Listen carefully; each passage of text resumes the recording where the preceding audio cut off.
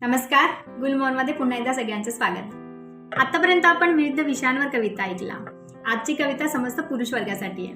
कवितेचं शीर्षक आहे तो असाही असतो. चंदनापरी झिजून सुगंध देत राहतो, घामाच्या धारात नाहून निघतो, घरातल्या प्रत्येकाच्या स्वप्नांमागे धावतो, थकलेल्या देहाला कोपऱ्यात निजवतो, कारण तो पुरुष असतो.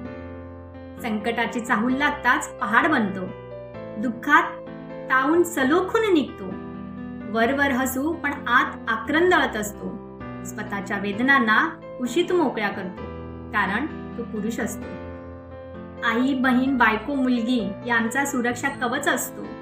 कितीही रागे भरले तरी लळा लावतो, सामाजिक भान ठेवून व्यक्त होतो, कारण तो पुरुष असतो. नोकरी धंद्यातले अपयश स्वतःशीच शेअर करतो, घरी येताना न पेलणारे टेन्शन चपलेसोबत बाहेर सोडतो, हसत मुखाने कुटुंबात सामील होतो, कारण तो पुरुष असतो. क्षेत्र कोणतेही असो स्वतःला झोकून देतो, स्पर्धेच्या युगात होरपळून निघतो. का नसावा या पुरुषांसाठी एकही कायदा? का नसावा या पुरुषांसाठी एकही कायदा? बायकांनो, नका घेऊ याचा गैरफायदा. स्त्री शक्तीशिवाय त्याला कोणाचा आधार नसतो, कारण तो पुरुष असतो. कारण तो पुरुष असतो.